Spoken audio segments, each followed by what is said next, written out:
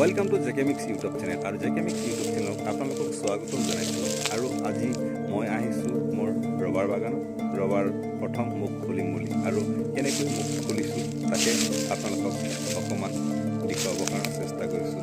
এয়া হ'ল মোৰ ৰবাৰ বাগান আৰু মই ৰবাৰ বাগানত বৰ্তমান কাম কৰি আছোঁ। যেহেতু নিজৰ বাগান আমি কাম কৰিবই লাগিব, সেয়েহে আজি মই ৰবাৰ বাগানত প্ৰথম আহি নতুনকৈ মুখ খোলাৰ কাৰণে আৰম্ভ কৰিছোঁ। আমি আজি ৰবাৰ বাগানত আহিছোঁ আৰু ৰবাৰৰ আজিৰ প্ৰথম দিনা মুখ খুলিম বুলি ভাবিছোঁ। তো ৰবাৰৰ পিনবিলাক পুৰণি হোৱাৰ কাৰণে অলপ আঠা লাগিছে, পুৰা দি চাফা কৰি আছোঁ। এইটো পুৰা দি আছোঁ, পুৰা দি চাফা হ'ব ধুনীয়াকৈ। আকৌ আমি এনেদৰে লগাই দিম। এয়া আজি মুখ খুলিছোঁ, বস্তুবোৰ চব পুৰণি হৈ গ'ল, আকৌ ৰিপেয়াৰিং চলি আছে। সেইটো এতিয়া আমি ৰবাৰৰ মুখ খোলা আৰম্ভ দিছোঁ।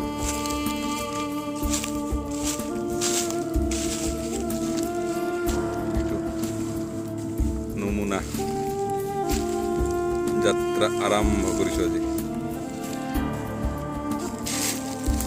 এনেদৰে আমি ৰবাৰৰ মুখ খুলি আছোঁ আৰু দুদিনমান গ'লে আমি আঠা পাম ইয়াত।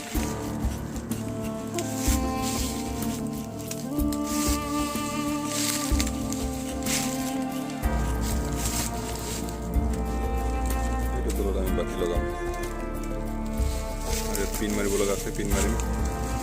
এতিয়া বাতি লগালোঁ, এতিয়া আমি লগাম পিন। যিটো পিন মাৰা হৈছে সেই পিনেৰে ৰবাৰটো আহি বাতিত পৰিব আৰু যিটোৰে কাটি আছোঁ সেইটো জেবং বুলি কয়। জেবঙেদিহে আঠাৰ কটা হয়, এইটো জেবং দি কাটি আছোঁ। আঠা ওলাব না? আঠা ওলাব? কিমান মান চিট পোৱা যায় ইয়াত? 9-10। আমাৰ বহুত ট্ৰাইবেল মানুহ ৰবাৰ খেতিত জীৱিকা হিচাপে লৈ লৈছে আৰু প্ৰায় ট্ৰাইবেল মানুহবিলাকে আমাৰ গোৱালপাৰা ডিষ্ট্ৰিক্টত ৰবাৰৰ খেতি কৰে আৰু এই ৰবাৰ খেতি কৰি জীৱিকা পালন কৰি আছে।